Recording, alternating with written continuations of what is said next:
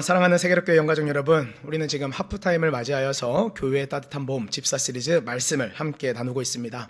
집사뿐만 아니라 교회 중직으로서 또 한 사람의 그리스도인으로서 우리에게 맡겨진 사명이 무엇인지, 하나님의 백성인 우리는 어떤 삶을 살아야 되는지에 대한 내용들을 말씀을 통해서 매주마다 계속 살펴보고 있습니다. 오늘도 다른 누군가가 아닌 나에게 주시는 하나님의 말씀임을 기억하면서 말씀에 귀를 기울이시고 마음을 모아주시기 바랍니다. 우리 영가족 여러분들은 혹시 드래곤볼이라는 만화를 아십니까? 지금은 고인이 된 일본의 작가 토리야마 아키라가 1984년에 그린 만화인데요, 전 세계적으로 어마어마한 사랑을 받았고 지금도 그 사랑이 계속 이어지고 있습니다. 이 만화의 이야기의 중심에는 아주 흥미로운 설정이 있습니다. 세상 어딘가에 흩어져 있는 7개의 구슬, 즉 드래곤볼을 모두 모으면 거대한 신룡이 나타나서 어떤 소원이든지 단 한 가지를 들어준다는 것입니다. 그래서 주인공인 손오공과 친구들은 이 드래곤볼을 모으기 위해서 온갖 역경을 헤치면서 위대한 모험을 떠나게 되죠. 저도 어린 시절 이 만화를 보면서 참 많이 설레었습니다. 500원짜리 해적판 만화책을 사서 화장실에서 몰래 읽다가 다리가 저리기도 하고, 또 화장실에서 오래 앉아있는다고 어머니께 혼난 것도 한두 번이 아닌데요, 그래도 그 책의 강력한 주인공을 보면서 나도 저렇게 힘이 셌으면 좋겠다라는 생각을 해보기도 하고, 또 드래곤볼을 다 모아서 좀 대기업 회장도 한번 해보고 싶은 마음도 있었습니다. 물론 용이라는 동물은 상상 속의 동물이고 드래곤볼이나 신룡 역시 가상의 만화에 불과하지만, 그럼에도 불구하고 만약 우리 성도님들의 손에 이 7개의 드래곤볼이 주어진다면 여러분들은 어떤 소원을 비시겠습니까? 건강? 재물? 자녀의 성경? 아니면 그렇게 어렵다는 다이어트? 세상 사람이라고 한다면 누구나 이런 것들을 소원으로 빌 것입니다. 그러나 우리 그리스도인들의 소원은 무엇이 되어야 할까요? 특히 집사와 같은 직분으로서 교회에서 중직을 맡고 있는 분들이라고 한다면 어떤 소원을 품어야 하겠습니까? 물론 그리스도인들도 건강, 재물, 자녀의 성공 등을 빌 수 있습니다. 그것이 잘못된 것은 아닙니다. 저도 소원이 하나 있습니다. 어떤 소원일까요? 다이어트는 당연히 있는 거고, 저도 로또가 되고 싶은 소원이 있습니다. 물론 제가 로또를 사지는 않습니다. 식당에서 식사를 하니까 서비스로 준 것을 다른 사람이 볼까 몰래 차 안에서 그냥 맞춰본 것 뿐입니다. 그렇다고 또 그 식당만 일부러 찾아가지는 않습니다. 진짜입니다. 저 로또 안 삽니다. 그런데 목사인 저도 견물생심 그런 마음을 가질 수 있다는 것이죠. 하지만 우리가 이 땅 가운데 완성될 하나님 나라의 백성이라고 한다면, 그리고 그 하나님의 나라가 이제 곧 도래할 것을 알고 있다면, 우리의 소원은 오늘 본문에서 바울이 말한 이 6절의 말씀이 되어야 할 것입니다. 우리 6절의 말씀을 한 번 더 읽도록 하겠습니다. 시작.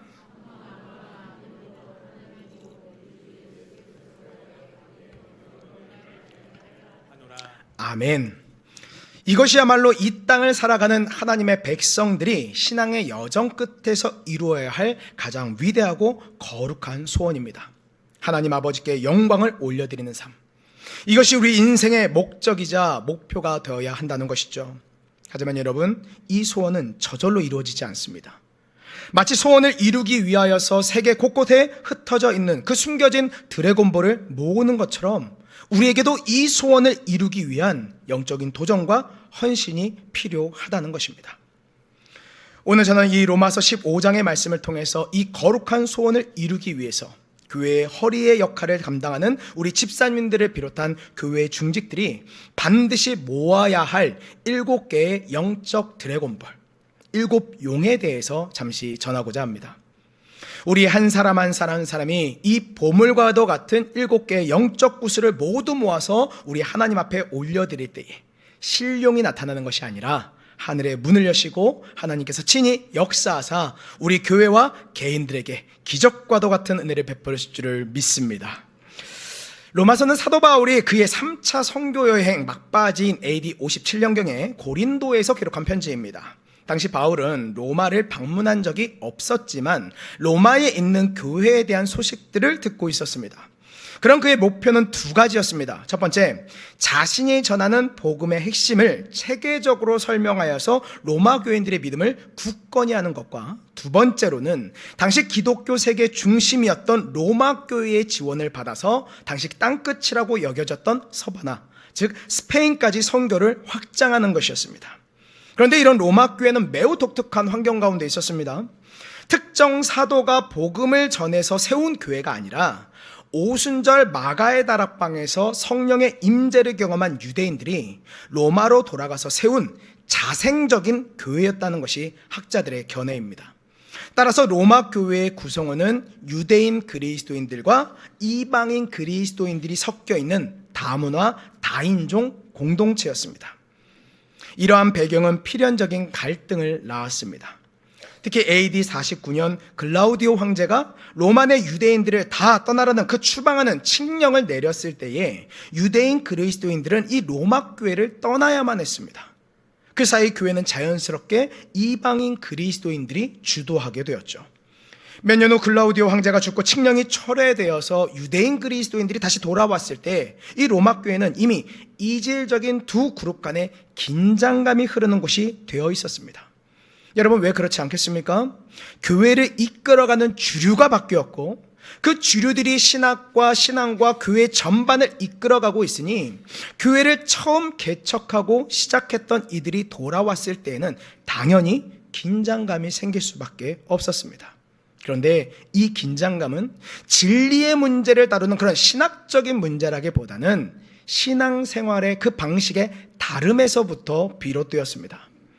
바울은 본문에서 믿음이 강한 자와 믿음이 약한 자에 대해서 언급하는데, 믿음이 약한 자는 주로 유대인 그리스도인들을 말합니다. 이들은 율법의 전통에 따라서 돼지고기와 같은 부정한 음식을 먹지 않았고 안식일과 같은 특정 절기들을 지켜야 된다라고 그렇게 믿었습니다. 이들에게 있어서 이러한 행위가 신앙의 매우 중요한 표현이었기 때문이죠. 반면에 믿음이 강한 자는 주로 이방인 그리스도인들이었습니다.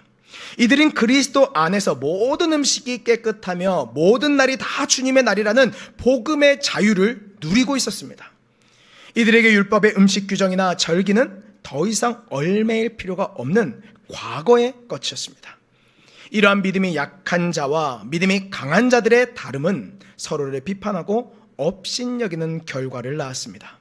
강한 자는 약한 자를 율법에 얽매인 답답하고 고리타분한 신앙인으로 여겼고, 약한 자는 강한 자를 믿음의 근본도 없는 방탕한 자들이라고 그렇게 정죄했습니다. 그리스도의 죽음과 부활로 세워진 이 교회 공동체 안에 보이지 않는 긴장과 갈등의 병이 생긴 것입니다. 사랑과 이해 대신 판단과 분열의 벽이 세워져 있었던 것입니다. 이러한 배경과 상황 속에서 바울은 오늘 본문을 기록했습니다. 그런데 이것이 어찌 로마 교회만의 이야기이겠습니까? 오늘날 우리 교회 공동체 안에도 다양한 형태의 강한 자와 약한 자가 존재합니다. 신앙의 연륜이 깊은 분, 성경 지식이 풍부한 분, 직분과 리더십을 가진 분들이 강한 자일 수 있습니다. 반면에 이제 막 신앙생활을 시작한 새가족, 과거의 상처로 아파하는 성도, 세상의 풍파에 흔들리는 지체들, 잠시 교회에서 멀어졌다 돌아온 성도들은 약한 자일 수 있습니다. 그래서 강한 자와 약한 자 가운데 갈등이 있습니다. 앉는 자리 갖고서 텃세를 부린다든지, 봉사의 자리를 갖고서 서로 시기한다든지, 저 사람은 매사에 왜 저렇게 불만이 많냐는 등 서로에게 보이지 않는 긴장과 갈등과 분열의 벽이 우리 교회 공동체 가운데도 있을 수 있다는 것입니다. 바울은 그런 이들을 향해, 특히 강한 자들을 향해서 아주 분명하고 단호한 명령을 선포합니다. 우리 1절의 말씀을 함께 읽도록 하겠습니다. 시작. 믿음이 강한 우리는 마땅히 믿음이 약한 자의 약점을 담당하고 자기를 기쁘게 하지 아니할 것이라. 아멘. 이것은 여러분 선택이 아니라 마땅히 해야 할 의무이며 강한 자에게 주어진 숙명이자 특권입니다. 약한 자의 약점을 짊어지는 것, 나의 기쁨, 자기의 기쁨이 아닌 이웃의 유익과 덕을 구하는 삶, 이것이 바로 예수 그리스도를 따르는 제자의 삶이요 교회를 교회답게 만드는 핵심 원리인 것입니다. 저는 오늘 이 본문을 깊이 묵상하면서 이 시대를 살아가는 우리 그리스도인들, 특히 교회의 허리 역할을 감당해야 할 직분자들이 갖추어야 할 7가지 영적 덕목을 발견했습니다. 공교롭게도 이 7가지 영적 덕목은 모두 용이라는 글자로 시작합니다. 용이 상상 속의 동물이기는 하지만 힘과 권위, 비범함의 상징이듯이 이 7가지 용은 우리를 평범한 신앙인을 넘어서 하나님 나라를 힘있게 세워가는 믿음의 명장으로 만들어줄 영적 무기가 될 것입니다. 그러하게 오늘 말씀을 통해서 저와 여러분들이 이 7가지 용의 갑옷을 입고 하나님께는 영광을 올려드리고 이웃에게는 그리스도의 사랑을 실천하는 성숙한 그리스도인으로 거듭나서 하프타임 시리즈 말씀과 같이 교회와 온 세상 가운데 따뜻함을 선사하는 성도들이 될 수 있기를 예수님의 이름으로 축원합니다. 첫 번째 우리가 가져야 할 영적 덕목은 약한 자의 약점을 담당하는 용기입니다. 여러분, 세상이 말하는 용기는 자신의 강함을 드러내고 자신의 이익을 위해 싸우고 불의에 맞서는 용맹함일 수 있습니다. 그러나 성경이 말하는, 특히 오늘 본문이 말하는 용기는 정반대의 모습을 띱니다. 그것은 믿음이 약한 자의 약점을 담당하는 용기입니다. 믿음이 약한 자의 약점. 나의 옳음과 나의 자유를 주장하는 것은 매우 쉽습니다. 나는 복음 안에서 자유해, 거릴 것이 없어 라고 이렇게 이야기하면서 나의 신앙적 기준을 내세우는 것은 용기가 필요 없는 일입니다. 그런데 진짜 용기는 나의 자유를 기꺼이 내려놓고 연약한 지체의 눈높이에 맞춰서 함께 걸어가 주는 것입니다. 그들의 더딘 걸음을 기다려주고 그들의 불안한 마음을 이해해 주면서 때로는 그들의 오해와 비난까지도 감수하는 것, 이것이 바로 영적인 용기인 것입니다. 여러분, 이것이 왜 용기이겠습니까? 자기를 기쁘게 하지 않는 것은 고통스럽기 때문입니다. 내 시간과 물질과 감정을 소모해야 합니다. 나의 기득권과 편안함을 포기해야 합니다. 때로는 내가 옳다는 것을 증명하고 싶은 그런 강한 유혹과도 싸워야 합니다. 그래서 용기가 필요합니다. 그런데 예수님은 이 용기의 최고봉이셨습니다. 여러분, 3절의 말씀을 한번 보시기 바랍니다. 3절에 보시면 그리스도께서 자기를 기쁘게 하지 아니하셨나니 기록된 바 주를 비방하는 자들의 비방이 내게 미쳤나이다 라고 그렇게 증언하고 있습니다. 하늘 보좌의 영광을 버리고 낮고 천한 이 땅에 오신 것 자체가 자기를 기쁘게 하지 않는 용기의 시작이었던 것이죠. 그리고 십자가 위에서 받아야 할 이유가 없는 모든 비방과 조롱과 저주를 친히 담당하셨습니다. 그것은 우리를 살리기 위한, 그리고 우리의 연약함을 짊어지기 위한 거룩한 용기였습니다. 그렇다면 사랑하는 성도 여러분, 우리에게도 이러한 용기가 있습니까? 교회 안에서 나와 다른 의견을 가진 사람, 그리고 나를 불편하게 하는 사람, 신앙적으로 미숙해 보이는 사람들의 그런 약점을 기꺼이 담당할 용기가 우리에게 있습니까? 나의 시간과 편안함을 희생하여서 그들의 아픔에 동참할 용기가 있으십니까? 저 사람은 왜 저럴까? 라고 그렇게 비판하기 이전에 저 사람의 약점을 내가 어떻게 감당하고 담당할 수 있을까를 기도하면서 다가갈 수 있는 그런 용기를 갖춘 우리 그리스도인들이 되시기를 예수님의 이름으로 축복합니다. 두 번째로 우리가 가져야 할 영적 덕목은 허물을 덮어주는 용서입니다. 약점을 담당하는 것은 필연적으로 용서의 과정으로 이어집니다. 왜냐하면 믿음이 약한 자들은 종종 실수하기도 하고 우리를 실망시키기도 하고 때로는 우리에게 상처를 주기도 하기 때문이죠. 그들의 미성숙함이 우리의 인내심을 시험하고 우리의 마음에 생채기를 낼 때가 많습니다. 그때 필요한 것이 바로 용서입니다. 본문 1절에 약점이라고 번역한 이 단어는 헬라어로 아스테네마인데 이것은 단순히 약점을 넘어서 실패, 허물, 범죄라는 의미까지도 포함하고 있는 단어입니다. 따라서 우리는 다른 사람의 연약함뿐만 아니라 그들의 실패와 허물까지도 담당해야만 한다는 것이죠. 이것은 용서 없이는 절대 불가능한 일입니다. 우리는 종종 한 번은 참아도 두 번은 못 참아, 이거는 용서할 수 없는 일이야, 이건 수준을 넘어섰어, 선 넘었어 라고 그렇게 말하면서 용서의 한계선을 그을 때가 있습니다. 그러나 그리스도의 용서는 한계가 없었습니다. 베드로가 예수님께 7번까지 용서해야 되겠습니까? 라고 그렇게 물어보았을 때 예수님은 베드로에게 70번씩 7번이라도 용서해라 라고 그렇게 말씀해 주셨습니다. 이것은 우리가 잘 알고 있다시피 숫자의 개념이 아니라 무한한 용서를 의미하는 것이죠. 그렇다면 여러분, 왜 우리가 이렇게까지 용서해야 합니까? 그 이유에 대해서 7절 하반절이 그 답을 우리에게 제시해 줍니다. 그리스도께서 우리를 받아 하나님께 영광을 돌리심과 같이, 우리가 먼저 그리스도께 무한한 용서를 받았기 때문입니다. 우리와 죄와 허물은 다른 사람과의 약점과는 비교할 수 없을 만큼 크고 추악했습니다. 무엇이요? 우리의 죄악이요.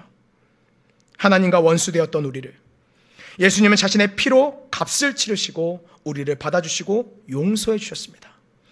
이 엄청난 용서의 은혜를 기억한다면 우리는 다른 지체의 작은 허물을 용서하지 못할 이유가 없다는 것이죠. 여러분, 용서는 나의 감정이 아닙니다.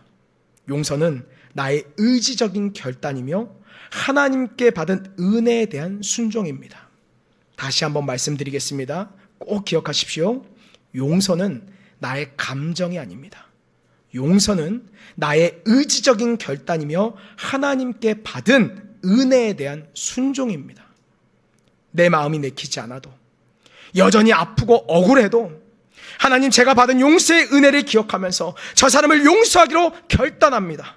제 마음을 다스려 주시고 그를 축복할 수 있는 마음을 주시옵소서 라고 이렇게 기도하며 나아가는 것입니다. 이러한 용서가 쌓일 때 교회는 비로소 치유와 회복의 능력에 나타나는 공동체가 될 것입니다. 그러하기에 다른 누군가의 약점을 들쑤시면서 그를 괴롭게 하기보다는 오히려 용서함으로 그 약점을 함께 짊어지고 감당하여서 치유와 회복의 능력을 나타낼 수 있는 우리 사랑하는 세계교회 모든 영가족들이 되시기를 예수님의 이름으로 축복합니다. 세 번째 우리가 가져야 할 영적 덕목은 있는 모습 그대로를 받아들이는 용납입니다. 용납은 용서보다 한 걸음 더 나아간 개념입니다. 용서가 과거의 허물에 대한 것에 대한 것이었다면 용납은 현재 있는 모습 그대로들 받아들이고 품어주는 것입니다. 7절은 이 설교의 결론이자 핵심입니다. 우리 7절의 말씀을 함께 읽겠습니다. 시작. 그러므로 그리스도께서 우리를 받아 하나님께 영광을 돌리심과 같이 너희도 서로 받으라. 아멘. 설교를 계속해 나감에 있어서 두 가지 양의 말씀을 드리겠습니다. 첫 번째는 다음번에 성경을 봉독할 때는 조금 천천히 읽어주시기 바랍니다. 제가 땀도 좀 닦고 물도 좀 마셔야 되는데 목에 물이 걸릴 것 같습니다. 좀 천천히 읽어주시고, 두 번째는 제가 설교하고 제가 은혜 받아서 제가 울고 있는 게 아닙니다. 땀이 나는 겁니다. 그러니까 우리 목사님 혼자 은혜 받고 은혜 받으시구나 이렇게 생각하지 마시고, 땀 나면서도 이렇게 열심히 설교하시는구나 라고 생각하시고 그렇게 저를 위해서 기도해 주셨으면 좋겠습니다. 우리가 세 번째 가져야 할 영적 덕목이 있는 그대로 봤을 때는 용납인데요. 여기서 이 용납, 여기서 받으라고 번역된 헬라어 프로슬람바노는 단순히 참아주라, 묵인하라는 그런 소극적인 의미가 아닙니다.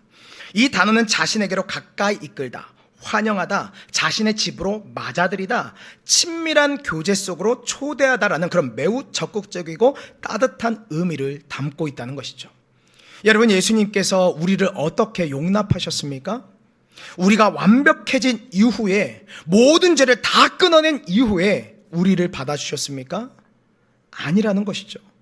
우리가 아직 죄인 되었을 때, 여전히 연약하고 더럽고 자격 없는 모습 그대로 있을 그때에 우리 예수님께서 우리를 찾아오셔서 우리를 있는 모습 그대로 품어 안아주셨다는 것입니다. 조건 없이 우리를 용납해 주셨던 것이죠. 그런데 우리 교회의 모습은 어떻습니까? 우리는 서로를 어떻게 대하고 있습니까? 혹시 우리 안에 보이지 않는 기준을 세워놓고 사람들을 판단하고 있지는 않습니까? 저 사람은 우리 교회 스타일이 아니야. 저 사람은 우리와 결이 달라. 저 사람은 너무 세상적이야. 저 사람은 성격이 너무 까다로워. 이와 같은 생각으로 사람들을 서로 밀어내고 있지는 않습니까? 제가 설교를 준비하면서 저 스스로를 돌아보며 읽은 예화를 하나 소개해 드리겠습니다. 이 예화를 처음 접했을 때 저도 참 많이 부끄러웠습니다. 어느 추운 겨울날 한 대형 교회에 남루한 차림의 노숙인 한 명이 예배에 참석하기 위해서 들어왔다고 합니다. 그의 몸에서는 좋지 않은 냄새가 났고 머리는 헝클어져 있었고 입고 있는 옷은 때에 쩔어 있었다고 합니다. 그는 앞자리에 앉으려고 했지만 안내위원은 그를 제지하면서 맨 뒷자리 구석으로 안내했습니다. 예배가 진행되는 동안 그의 주변에 앉은 성도들은 노골적으로 코를 막거나 자리를 피했습니다. 누구 하나 그에게 따뜻한 눈길을 보내거나 말을 거는 사람이 없었죠. 설교 시간이 되었습니다. 그런데 강단에 선 사람은 그 교회의 담임 목사님이 아니라 바로 아까 그 노숙인이었습니다. 그는 사실 그 교회에 새로 부임한 담임 목사였고 성도들의 마음을 알아보기 위하여서 노숙인으로 변장하고 교회를 찾았던 것입니다. 강단에 선 목사님은 아무 말 없이 한참 동안 성도들을 바라보았습니다. 교회 안에 무거운 침묵이 일렀습니다. 성도들은 부끄러움과 충격에 고개를 들지 못했습니다. 그리고 잠시 후 목사님이 입을 열었습니다. 성도 여러분, 오늘 우리는 한 사람을 용납하지 못했습니다. 그러나 더 슬픈 사실은 우리가 용납하지 못한 그 사람 안에 계셨던 예수 그리스도를 거절했다는 것입니다.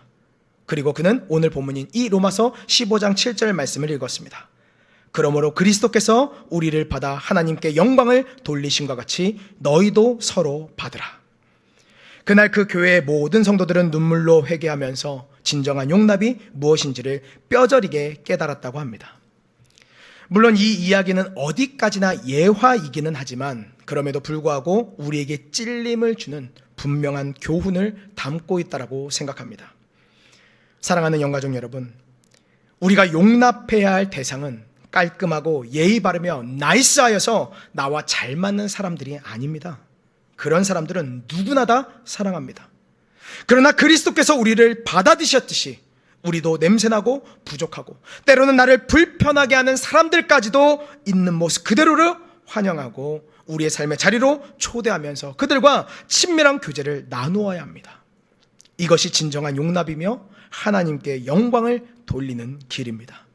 그러므로 우리 사랑하는 영가족들은 자신만의 기준으로 누군가를 배척하는 것이 아니라 그리스도를 기준으로 모든 일을 용납할 수 있는 그리스도인들 되시기를 예수님의 이름으로 축복합니다. 네 번째 우리가 가져야 할 영적 덕목은 공동체를 위해 나를 내려놓는 용퇴입니다. 용퇴라는 것은 용감하게 물러난다라는 뜻입니다. 이것은 오늘 본문 2절인 우리의 각 사람이 이웃을 기쁘게 하되 선을 이루고 덕을 세우도록 할지니라 라는 이 말씀과 1절의 말씀인 자기를 기쁘게 하지 아니할 것이라는 그 말씀에 담긴 정신입니다. 공동체 안에서 나의 주장, 나의 경험, 나의 권리를 내세우는 것은 쉽습니다. 그냥 목소리 크게 내면 되는 것이죠. 목소리 큰 사람이 이기는 것입니다. 특히 교회에서 오랜 신앙생활을 하고 직분을 맡다 보면 나도 모르게 내 방식이 옳다는 생각이 강해질 수 있습니다. 그러나 성숙한 그리스도인은 자신의 옳음을 주장하기보다 공동체의 선과 덕을 위해서 기꺼이 자신을 내려놓고 물러설 줄 아는 사람입니다. 그런데 여러분, 이것은 패배나 비굴함이 아닙니다. 이것은 더 큰 것을 얻기 위한 용감한 퇴각입니다. 무엇을 얻기 위해서입니까? 바로 이웃의 기쁨과 공동체의 덕이라는 것이죠. 내가 조금 손해보고 내 의견이 채택되지 않더라도 내가 잊혀지고 지워진다고 하더라도 그것을 통해서 다른 지체가 세워지고 공동체 안에 화평이 이루어진다면 그것이 바로 하나님께서 기뻐하시는 일이라는 것입니다. 여러분, 예수님은 용퇴의 삶을 사셨습니다.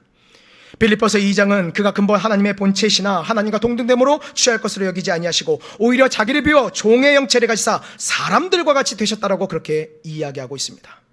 자신의 모든 신적 권리를 스스로 내려놓고 용퇴하신 것입니다. 그리고 십자가에서 죽기까지 복종하심으로써 우리에게 최고의 용퇴를 보여주신 것입니다. 교회에서 회의를 하거나 사역할 때를 한번 생각해 보시기 바랍니다. 내 의견이 가장 합리적이고 좋아 보일 때가 있습니다. 그러나 다른 사람들의 의견을 존중하고 전체의 화합을 위해 내 주장을 접을 수 있는 용기가 필요하다는 것이죠. 내가 마땅히 받아야 할 인정과 칭찬을 다른 사람들에게 돌릴 수 있는 그런 겸손이 필요하다는 것입니다. 이것이 바로 용태의 영성입니다. 내가 죽어야 교회가 살고, 내가 낮아져야 그리스도께서 높아지십니다. 내가 죽어야 교회가 살고, 내가 낮아져야 그리스도께서 높아지십니다.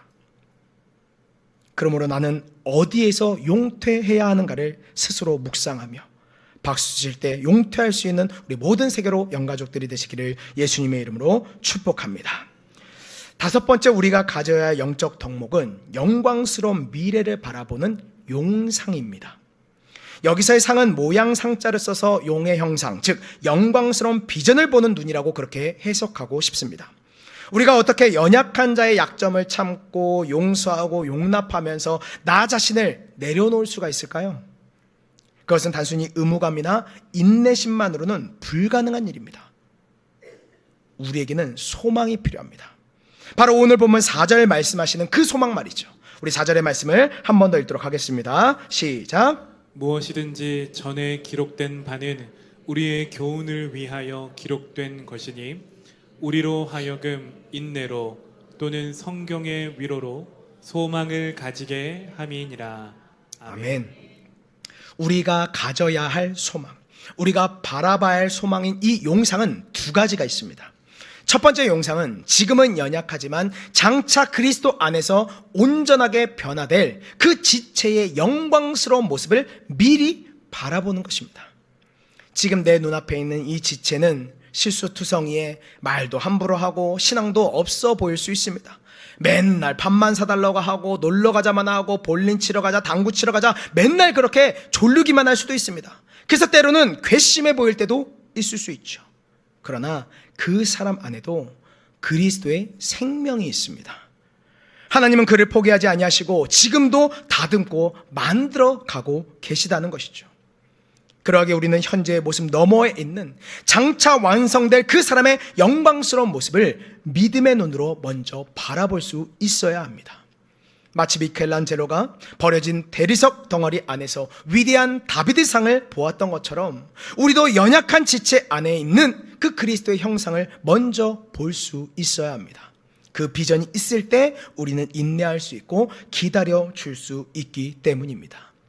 두 번째 용상은 우리의 연합을 통해서 하나님 아버지께 영광 돌리게 될 이 교회의 영광스러운 모습을 미리 바라보는 것입니다. 6절은 우리가 한 마음과 한 입으로 하나님 곧 우리 주 예수 그리스도의 아버지께 영광을 돌리게 하기 위함이 목적이라고 우리에게 분명히 밝히고 있습니다. 우리가 서로 참고 용납하며 하나 될 때 세상은 우리를 통해서 살아계신 하나님을 보게 됩니다. 여러분, 사탄의 가장 큰 전략은 교회를 분열시키는 것입니다. 반대로 하나님의 가장 큰 소원은 교회가 하나 되는 것입니다. 우리가 개인의 불편함과 상처를 넘어 하나됨을 힘써 지킬 때에 교회는 세상 속에서 빛나는 등대가 되어서 하나님께 최고의 영광을 돌려드리게 될 것입니다. 그러므로 영광스러운 이 비전, 이 용상을 여러분들의 마음판 가운데 새기시기 바랍니다. 그러면 오늘의 인내는 내일의 영광을 위한 씨앗이 되고 오늘의 섬김은 하늘의 상급을 쌓는 투자가 될 것입니다.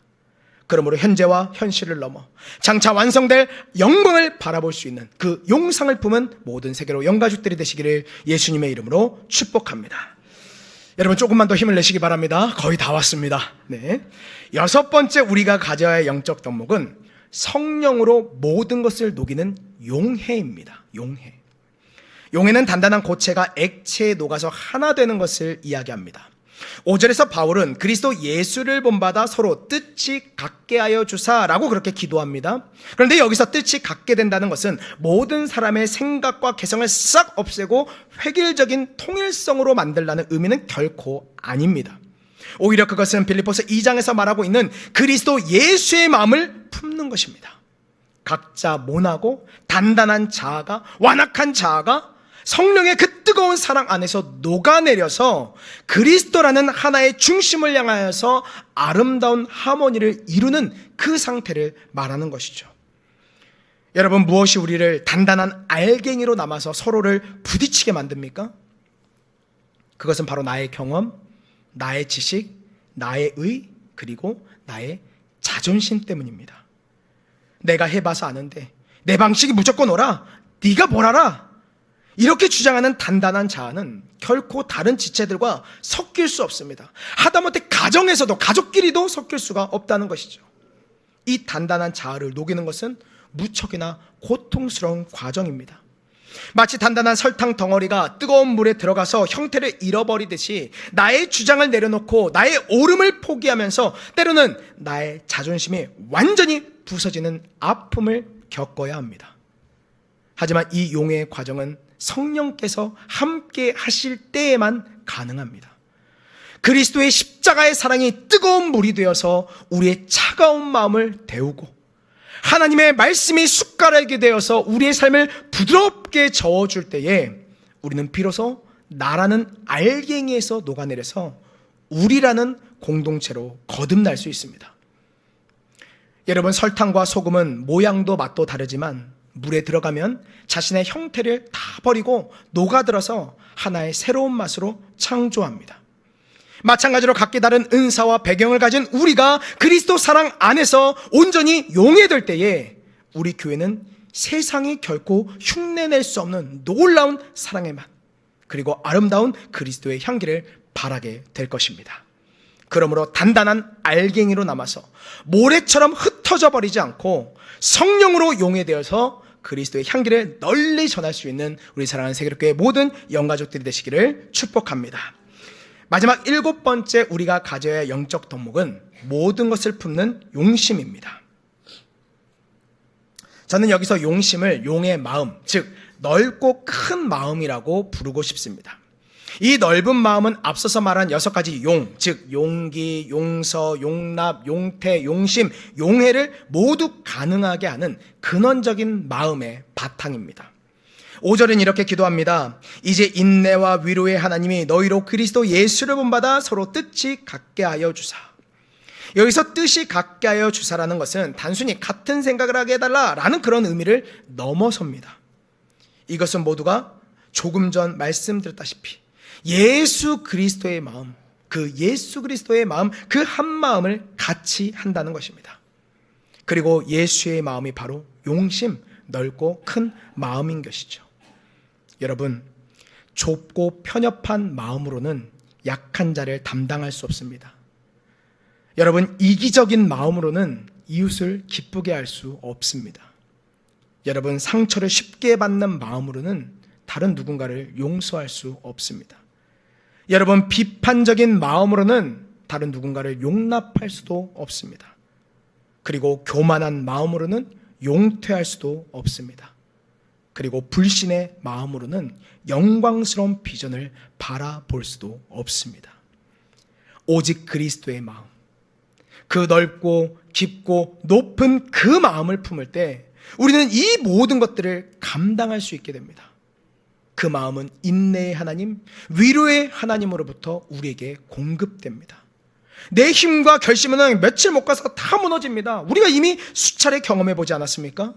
그러나 날마다 십자가 앞에 나아가서 인내와 위로의 하나님을 만날 때 하나님은 우리의 그 좁은 마음을 허무시고 그 안에 그리스도의 넓은 마음, 용심을 부어 주십니다.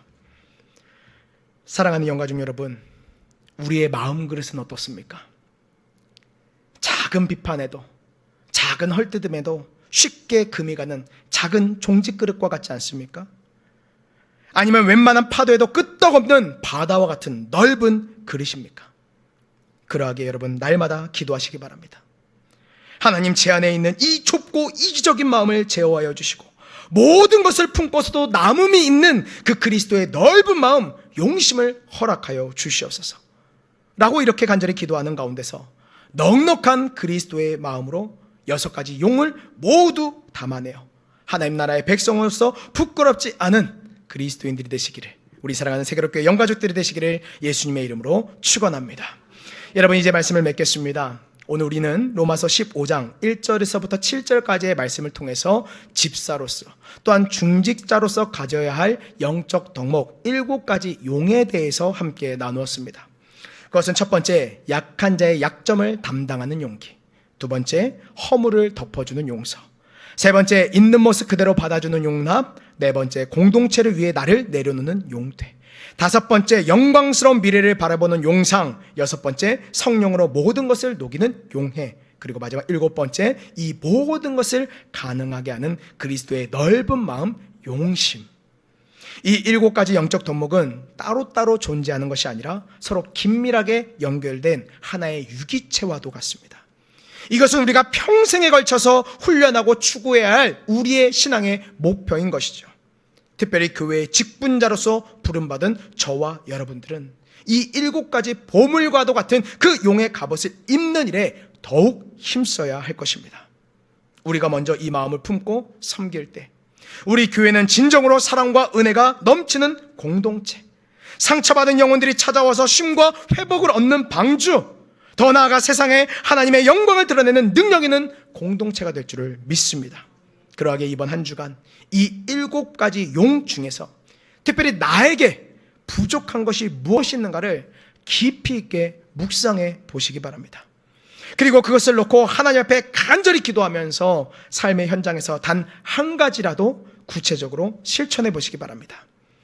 그래서 우리 모두가 한 마음과 한 입으로 하나님 아버지께 영광 돌려드리며 그리스도께서 우리를 받으심과 같이 서로를 따뜻하게 받아주는 복된 공동체를 우리 모두가 함께 만들어 가기를 우리 주 예수 그리스도의 이름으로 축원합니다.